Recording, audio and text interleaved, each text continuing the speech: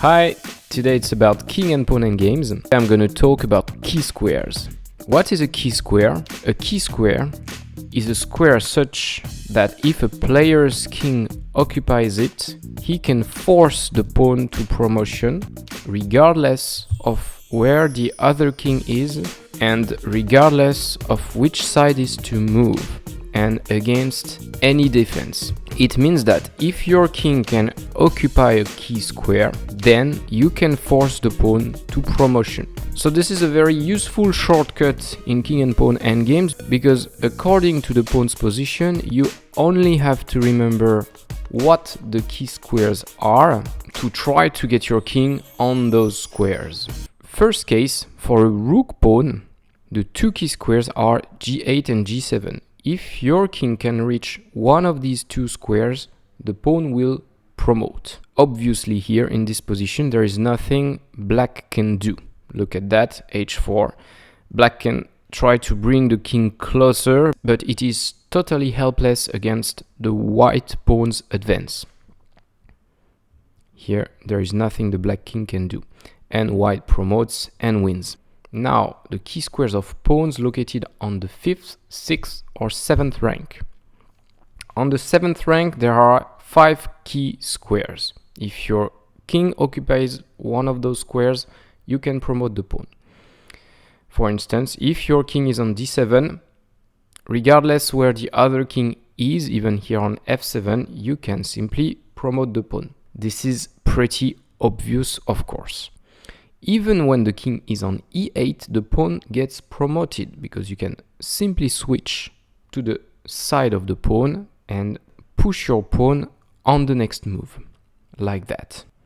Now, for a pawn on the 6th rank, there are 6 key squares, mostly located in front of the pawn.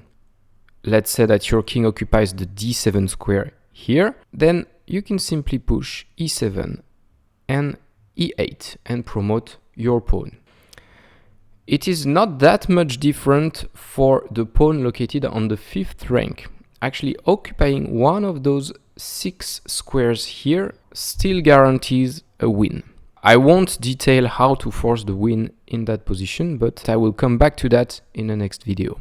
Now, for pawns located on the 2nd, 3rd or 4th rank, the key squares are slightly different.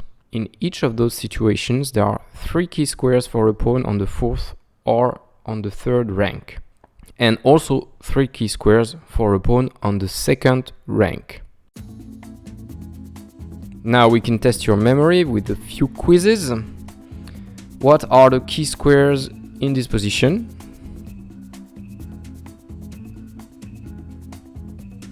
Of course, it's not g7 and g8. Here it is b8 and b7 because it is a rook pawn.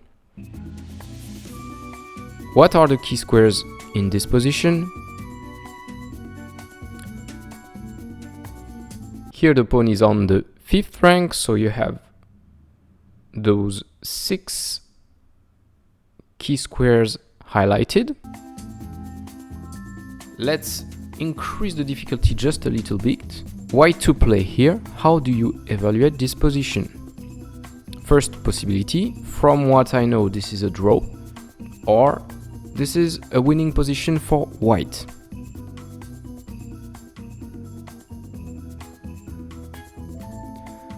Well, if we remember the key squares, they are here, and your king, the white king, is not in any of those key squares. So at the moment, you are not able to force a win in this position. Again, the black king controls all the key squares. Next position, white to play. How do you evaluate this position? Is it a draw or is it winning for white?